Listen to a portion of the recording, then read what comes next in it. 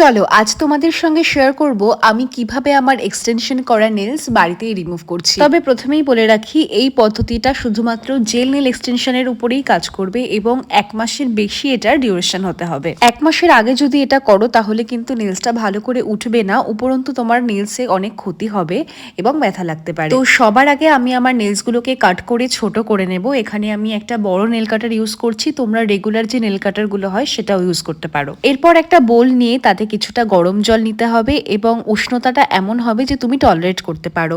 এর মধ্যে আমি দিচ্ছি বেশ খানিকটা বডি ওয়াশ, তোমরা চাইলে শ্যাম্পু ইউজ করতে পারো এবং কম করে 20 থেকে 30 মিনিট আমি হাতটা ভিজিয়ে রাখবো। এতে করে কি হবে, আমাদের যে নেল গ্লুটা অ্যাপ্লাই করা ছিল সেটা অনেকটাই কমজোর হয়ে যাবে এবং আমাদের নেলস রিমুভ করা অনেকটা সহজ হয়ে যাবে। এরপর আমি একটা নেল টুলস নেব এবং এর এই পাশটা দিয়ে আমি আমার নখের সাথে যেখানে এক্সটেনশন করা স্টার্ট হয়েছিল সেখান দিয়ে আস্তে আস্তে ওটাকে ভেতরে ঢোকানোর চেষ্টা করব। অনেকক্ষণ গরম জলে ভিজিয়ে রাখার জন্য যেমন আঠাটাও লুজ হবে, তেমনি এই এক্সটেনশন গুলো একটু নরমও হয়ে যাবে, যার জন্য সহজেই এটা উঠে যাচ্ছিল। বাট যদি গ্লুটা স্ট্রং থাকে, সহজে না ওঠে, তাহলে কখনোই জোর করে চেষ্টা করবে না, তাহলে কিন্তু নেলসে ক্ষতি হবে। বরং আরো কিছুক্ষণ জলে সোক করে নেবে। ফেক নেলসটা উঠে যাওয়ার পর আমি আমার অরিজিনাল নেলসটাকে কাট করে শেপে আনবো এবং এখনো কিছু কিছু ফেক নেলসের রেসিডিউ রয়ে গেছে, এগুলোকে আমি ক্লিন করব সফট বাফার দিয়ে। এখানে কিন্তু অবশ্যই সফট বাফার ইউজ করা উচিত, কারণ এক্সটেনশনটা রিমুভ করার পর অলরেডি নেলসটা খুব উইক হয়ে আছে। এখন যদি আবার হার্ড বাফার দিয়ে করা হয় তাহলে নেলসে অনেকটাই ক্ষতি হয়ে যাবে। তো দেখো আমার নেল এক্সটেনশনটা এখন পুরোপুরি রিমুভ হয়ে গেছে, বাট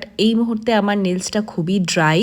তো এটাকে এবার ময়শ্চারাইজ করতে হবে। ফার্স্টে ইউজ করব টোনার, দেন একটা ময়শ্চারাইজার বা কিউটিক্যাল অয়েল। এরপর একটা পুশার দিয়ে কিউটিক্যাল গুলো পুশ করে ঠিক করে শেপে আনতে হবে। আর আমার নেলস এখন পুরোপুরি ক্লিনড। আমি 1 সপ্তাহ কোনো নেল পলিশ ইউজ করব না এবং রোজ রাতে চেষ্টা করব একটুখানি ময়শ্চারাইজার বা কিউটিক্যাল অয়েল লাগানোর। So that's the process I followed. যদি তোমাদের ভালো লাগে তাহলে একটা লাইক করে দিও।